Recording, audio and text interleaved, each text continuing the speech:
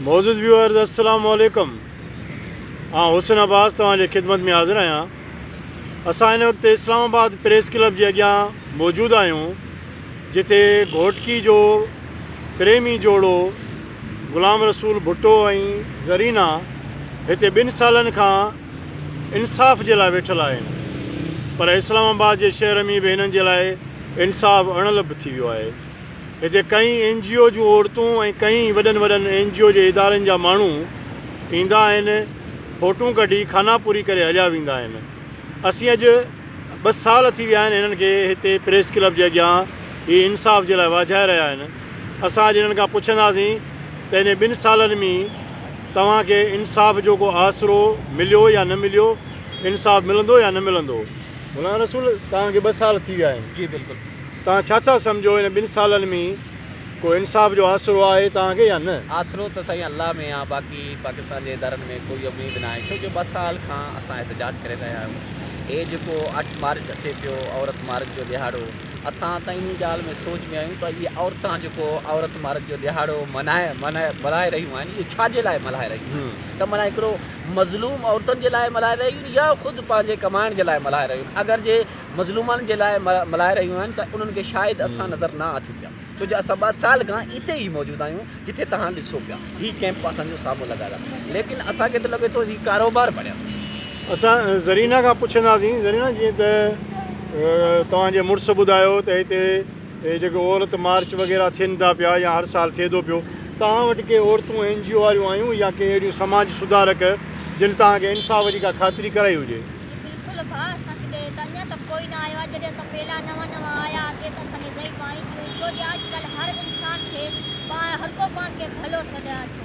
उहो छाजे लाइ? उहो जो असां सां खड़ी तस्वीरां कढाए भला भाकुर पाए त माना असां एतिरो भलियूं आहियूं। लेकिन असां इहो चवणु चाहियूं, जॾहिं तव्हां भलियूं आहियो त अॼु 20 सालनि में असांजो इंसाफ़ त करवायो आहे, जॾहिं असांजी का मदद त कयो आहे, लेकिन औरतुनि जे नाले ते तव्हां खाई रहियूं आहियो।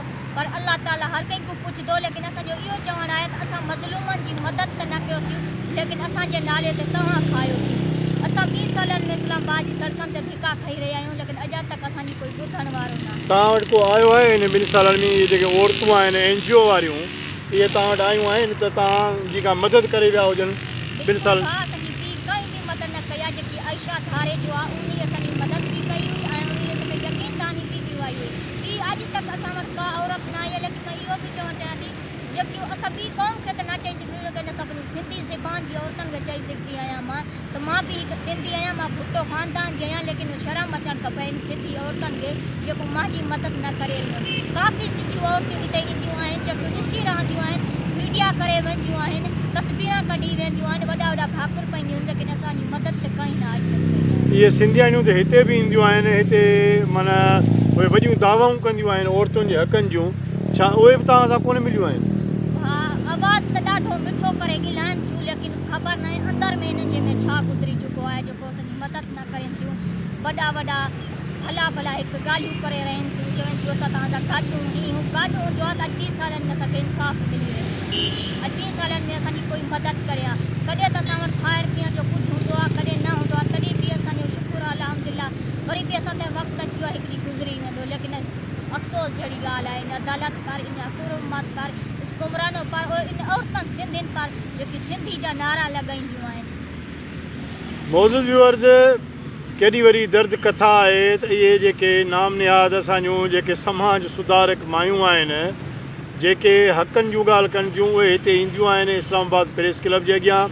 सिंधियाणियूं उहे हिते चए थी, ज़रीना ॿुधाए थी त उहे वॾा भाकुर पाईंदियूं आहिनि, ॻाल्हाइण जूं मिठड़ियूं हूंदियूं आहिनि, पर उहे हलियूं वेंदियूं आहिनि। कॾहिं बि को इन्हनि असांजी का इंसाफ़ में ख़ातिरी, इंसाफ़ ॾियाराइण जे लाइ का बि मदद न आहे कई। अॼु वरी औरत मार्च त थिए पियो, मौलवियुनि खे ऐं ॿियनि माण्हुनि खे इहे औरतूं गारियूं त ॾियनि पियूं, पर छा हिकिड़ी औरत जेका मज़लूम औरत आहे, जेका 2 सालनि खां प्रेस क्लब वटि वेठी आहे, उन जे लाइ कॾहिं बि उन्हनि को हिकु लफ़्ज़ न ॻाल्हायो आहे? पोइ असां कीअं सम्झूं त उहे आम औरतुनि जे हक़नि जे लाइ आवाज़ु उथारण जे लाइ मार्च करे रहियूं आहिनि या पंहिंजे ज़ाती मुफ़ादनि जे लाइ? इन्हनि सभिनी चहिरनि खे तव्हांखे सुञाणणो पवंदो त इहे जेके मार्च आहिनि उहे पंहिंजे ज़ाती मुफ़ादनि जे लाइ करे रहियूं आहिनि। हिननि औरतुनि जे लाइ या हीअ जेके 2 सालनि खां इस्लामाबाद प्रेस क्लब जे अॻियां इंसाफ़ जे लाइ वेठा आहिनि, इहो इन्हनि जे लाइ न आहिनि वेठियूं। अफ़सोस आहे मूंखे इन्हनि मार्च 8 मार्च जे जुलूस कढण वारनि उन्हनि औरतुनि ते जेके औरतुनि जे हक़नि जे नाले में इहो कमु करे रहियूं आहिनि। अल्लाह हाफ़िज़।